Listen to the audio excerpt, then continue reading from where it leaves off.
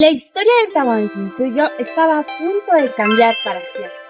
Soy Sheila Fanny Flores Rulas y hoy les presentaré una de las partes más impactantes de Relación de Antigüedades desde el Reino del Perú por Juan de Santa Cruz Pachacuti.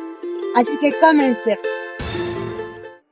Si ya viste la parte anterior, sabes que esta es una crónica escrita por un hombre del pueblo andino nacido en el Cusco, que vivió en la conquista y decidió escribir todo desde adentro.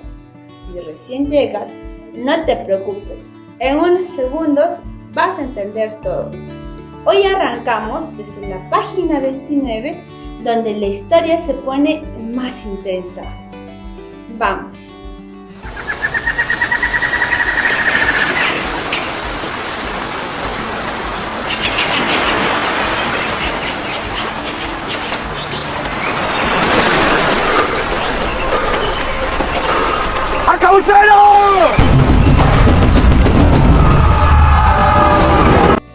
Cuando llegaron los barcos, los españoles llegan al Perú al mando del capitán Pizarro.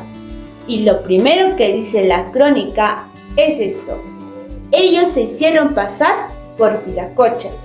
¿Qué era un viracocha? Para los pueblos originarios del Tahuantinsuyo era un ser casi divino, algo superior, enviado por el Hacedor, que es como Pachacuti le llama Dios. Y los españoles llegaron montados a caballo, con armaduras de metal, con armas que hacían ruido como truenos y mataban desde lejos. Para alguien que nunca había visto nada de eso en su vida, era muy fácil de confundirlos con algo que no era humano. Para entenderla hay que recordar algo importante. Los pueblos andinos nunca habían visto hombres como ellos, nunca habían visto caballos, nunca habían visto armaduras metálicas, nunca habían escuchado armas de fuego. Piense eso por un momento. Hombres blancos, cubiertos de metal, montados sobre animales gigantes, con armas que explotaban como truenos. Era lógico que muchos pensaron que no eran humanos comunes. Por eso Pachacuti dice que fueron confundidos con viracochas, seres enviados por el Hacedor, seres superiores. Y entonces la crónica dice algo que duele leer. Los indios les creímos y les adoramos ante nuestra falta de fe. Pachacuti no solo culpa a los españoles, también reconoce que su propio pueblo cometió un error. Eso es bastante valiente de decir. Pizarro fue muy inteligente en el sentido más frío de la palabra. Se juntó con todos los pueblos que ya odiaban a Atahualpa, los oprimidos, los esclavos, los que tenían cuentas pendientes con el Inca. Les prometió restablecer el orden, les prometió que se les devolvería sus tierras. Y la crónica dice: les creímos ciegamente. Parte 2. La batalla de Cajamarca. Repentinamente, guerreros incas aparecieron en las colinas de los alrededores. Eran miles y estaban tan confiados de su superioridad que llegaron desarmados.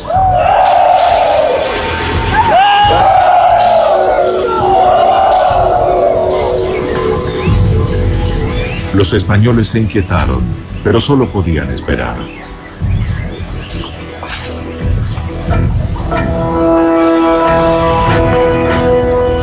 Luego, en medio de un espectáculo extraordinario, entró la élite incaica.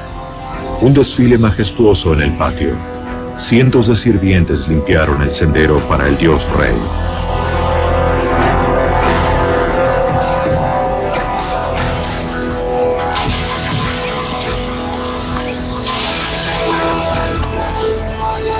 Con gran pompa y fanfarria, el rey de los incas entró en la ciudad. Los nobles incas más importantes rodeaban a Atahualpa, transportándolo en un suntuoso trono de oro.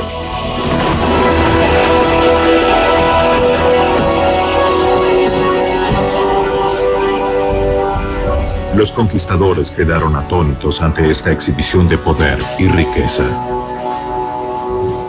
Atahualpa creyó que su apariencia divina les inspiraría respeto. En Cajamarca, dos mundos completamente diferentes estaban a punto de enfrentarse. Me presento ante vosotros en nombre de la cristiandad. Entonces Pizarro ordenó a su sacerdote que saliera a enfrentarse con Atahualpa. Los conquistadores estaban obligados a tratar de convertir a los pueblos nativos antes de recurrir a la violencia.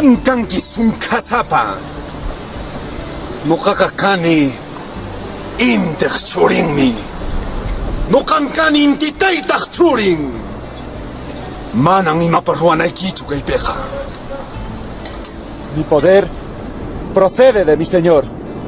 Sus palabras están escritas en este libro.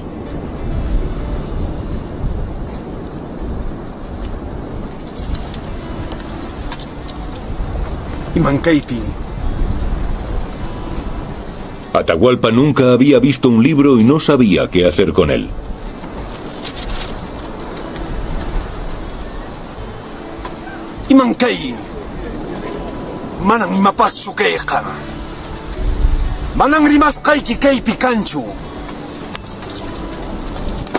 ¿Cómo te atreves, indio perro? ¡Salgan, españoles! ¡Destruyen a estos perros que no respetan las cosas de Dios! ¡Santiago, a ellos!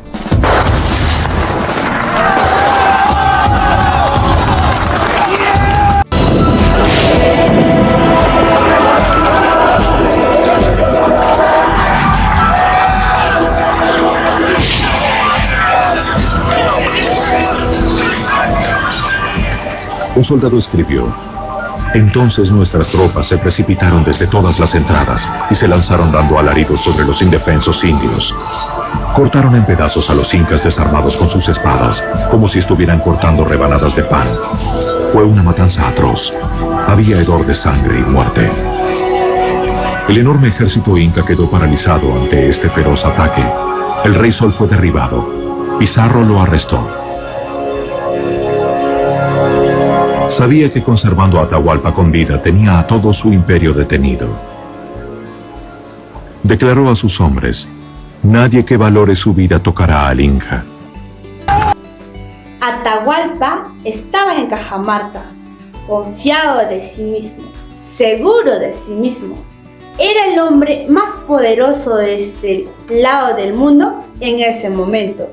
La crónica lo describe como alguien soberbio y eso le costó muy caro. La guerra duró muy poquitas horas. Atahualpa fue capturado y para recuperar su libertad tuvo que pagar un rescate que todavía hoy es difícil de imaginar. Después viene el rescate. En ese momento donde Atahualpa promete llenar una habitación entera de oro y plata a cambio de su libertad. Imagínate, una habitación completamente llena de oro y cobre. Y para conseguirlo, tuvieron que destruir el Coricancha, el lugar más sagrado del Tahuantinsuyo. Pachacuti recuerda ese templo casi como si hablara de un ser vivo, porque el Coricancha no es solo un edificio, era el corazón espiritual del reino. Las paredes cubiertas de oro, las representaciones del sol, los jardines sagrados, las vírgenes dedicadas al hacedor. Todo eso fue arrancado, fundido, convertido en metal para pagar el rescate. Imagínense el dolor de ver cómo el lugar más sagrado de tu civilización termina reducido a lingotes para extranjeros. Y aún así no sirvió de nada porque después de recibir todo el rescate, Atahualpa fue ejecutado igual. Y Pachacuti no suaviza eso, lo llama directamente codicia. Y ahí la crónica deja claro en algo. Los españoles ya no venían solamente por evangelizar, venían por riqueza, por poder, por dominio. Parte 3. Cuando creyeron haber encontrado justicia. Aquí ocurre algo muy interesante, porque Pachacuti no representa a Atahualpa como un héroe perfecto. Eso hace que la obra sea muchísimo más compleja. Él recuerda que Atahualpa mandó a matar a Huáscar, que hubo sangre, que hubo destrucción. Entonces, cuando Atahualpa muere, muchos sintieron alivio. Y la frase que escribe Pachacuti es devastadora. Felices, creímos haber alcanzado justicia sin darnos cuenta de lo que hacíamos y sin sospechar que luego lamentaríamos esa decisión. Esa frase parece una confesión, porque en un instante pensaron, al fin terminó la violencia, pero no entendían lo que venía después. Ese luego lamentaríamos lo cambió absolutamente todo. Imagínate, sin un inca, sin alguien que guiara al pueblo, el reino no se recuperó, se cayó. Y en ese espacio vacío entraron los españoles con todo lo que traían, sus leyes, sus idiomas, su religión, su manera de entenderlo todo. Y Pachacuti lo escribe así: perdidos los indios, fuimos aniquilados y saqueados por los viracoches que traían el evangelio. Y eso es durísimo porque él mismo era cristiano, o sea, no está rechazando a Dios, está rechazando la violencia hecha en nombre de Dios. Y ahí uno entiende el conflicto interno de Pachacuti, porque vive entre dos mundos. Parte 4. El grito más humano de toda la crónica.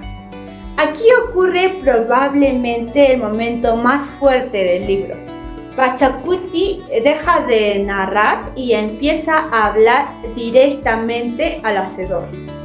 No como historiador, no como cronista, sino como alguien desesperado, dice: oh Viracocha, Señor del universo, seas varón, seas hembra, ¿dónde estás? Y esa parte es impresionante porque mezcla ideas andinas, cristianas al mismo tiempo.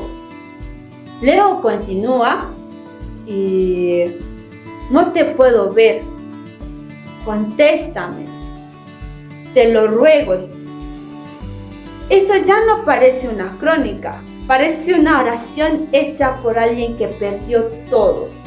Y después dice algo todavía más triste: libera ya a mi gente del sueño de los vencidos que somos.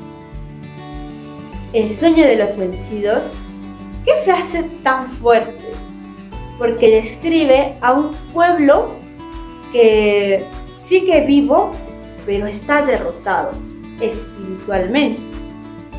Y entonces Pachacuti hace una pregunta que queda flotando en la obra. ¿Será posible que algún caudillo justo se alce y nos junte bajo nuestras leyes antiguas? ¿Alguien podrá traernos de vuelta la gloria del Tahuantinsuyo? Esa pregunta se queda sin respuesta en el texto. Y eso también es una decisión, dejarla ahí para quien la lea se cargue consigo. Parte 5. El puma y el reino. Después del dolor, Pachacuti retrocede en el tiempo y empieza a recordar a Cusi Yupanqui, el futuro Pachacuti inca. Aquí aparece una de las metáforas más importantes de toda la obra. El sacerdote Topaguanchiri le explica: el reino es como un puma, el pueblo es el cuerpo. El Inca y sus funcionarios son la cabeza y ambos necesitan trabajar juntos, porque si la cabeza pesa demasiado o si el cuerpo deja de obedecer, el puma cae. El puma es cazado. Aquí uno entiende que Pachacuti ya estaba hablando del futuro, porque eso fue exactamente lo que pasó con el Tahuantinsuyo. El reino se dividió, la cabeza y el cuerpo dejaron de trabajar juntos y el puma terminó siendo cazado. Parte 6. El joven que no huyó. Ahora empieza una de las historias más épicas de toda la crónica: la invasión de los chancas. El Cusco estaba a punto de desaparecer. Todos tenían miedo. El Inca Viracocha quería escapar, refundar el reino en otro lugar, y honestamente tenían razones para hacerlo. Los chancas eran conocidos por su brutalidad. Arrasaban ciudades enteras, pero entonces aparece Cusi, joven, sin experiencia, sin autoridad real, y aún así dice: me rehúso a escapar. Esta escena es importantísima porque aquí nace verdaderamente Pachacuti. Y lo más duro es que su propio padre lo humilla, le dice inútil, le dice que debió morir él y no Urco, que era su hermano. Imagínense escuchar eso de tu propio padre. Y aún así Cusi se queda solo, o casi solo, porque aparece Chañancoricoca, y honestamente ella es uno de los personajes más impresionantes de toda la obra. Una mujer guerrera, valiente, capaz de inspirar a todos cuando nadie más creía. Ella dice: yo pelearé contigo. Y gracias a eso otros también deciden quedarse con Cusi. Y el texto se vuelve casi cinematográfico. La ciudad vaciándose, la gente escapando, los guerreros preparándose para morir, entrenando. Y mientras todos sienten miedo, Cusi intenta actuar como líder, aunque también está aterrado, y eso lo vuelve humano. Parte 7. Batalla que salvó el Cusco. Los chancas llegan seguros de su victoria. Creían que el Cusco estaba abandonado y el orgullo los destruyó. ¿Por qué? Porque cayeron en trampas excavadas en el suelo. Topaguanchiri, el tutor, coloca estatuas para fingir más soldados. Las mujeres pelean, los hombres pelearon, todos pelearon. Aquí Pachacuti transforma la batalla en algo casi mítico. Ahora veremos un pequeño fragmento de cómo ocurrió la batalla entre los chancas y Cusi Yupanqui, quien tras su victoria fue reconocido como Pachacuti. Su enemigo, los chancas. Guerreros sedientos de sangre, utilizaban los huesos de sus enemigos como trofeos. Su objetivo, destruir a Pachacuti y capturar la capital inca, Cusco. Guiando a los chancas en la batalla, Cuscovilca. Poderoso, despiadado y muerto. En vida, dio inicio al reinado de terror de los chancas. Desde la muerte les habla por medio de sus sacerdotes. En los Andes, los ancestros están muy presentes en la vida de la gente.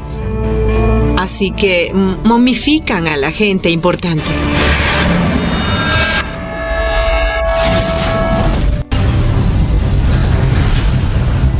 Con Uzcovilca guiándolos, los guerreros chancas se sentían invencibles. Superan en número a los incas y no toman prisioneros. Pero Pachacuti tiene un plan.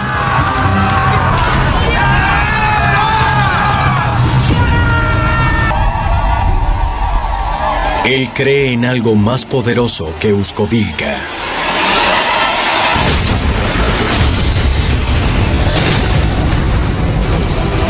Inti, el dios Sol. El dios más importante de la mitología inca.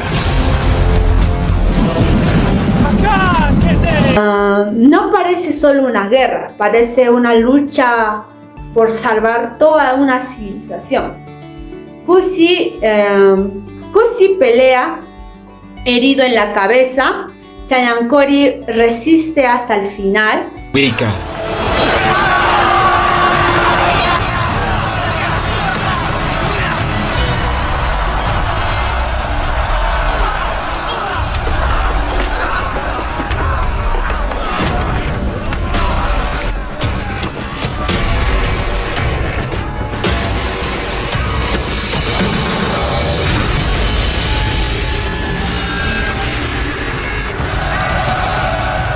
Los chancas son derrotados. Y ganaron.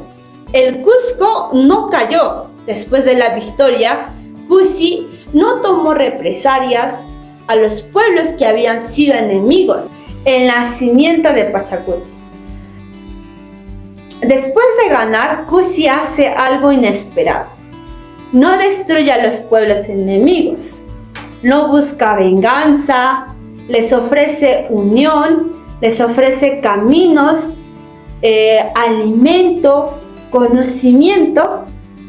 Y eso es importante porque Pachacuti quiere mostrarlo como un gobernante distinto. Un gobernante que ordena, no que destruye. Por eso toma el nombre Pachacuti, el que ordena la tierra. Y desde aquí la crónica empieza a mostrarlo casi como el inca ideal. Viaja, une pueblos, construye caminos, levanta templos, organiza el reino. Y aquí aparece Patayahta, lo que hoy conocemos como Machu Picchu. Un lugar sagrado, un centro político, un santuario natural. Y luego reorganiza el Cusco con forma de puma.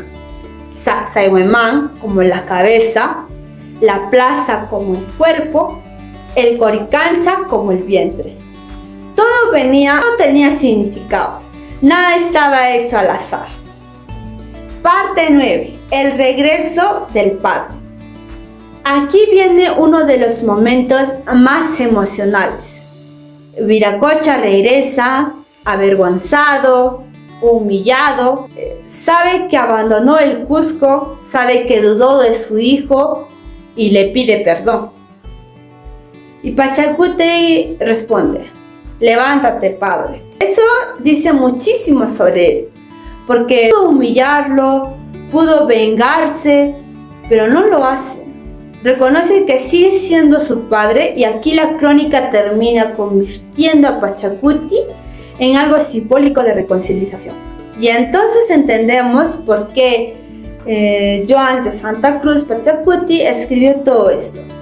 No escribió solamente para llorar la caída del Tahuantinsuyo, no escribió solamente para llorar la caída del Tahuantinsuyo, escribió para recordar que alguna vez existió un gobernante justo, un tiempo donde el reino estuvo unido, un tiempo donde el puma todavía caminaba fuerte, porque aunque los conquistadores destruyeron templos, tomaron ciudades y cambiaron el mundo andino, no pudieron destruir completamente la memoria, y eso es algo que Pachacuti protege con esta obra.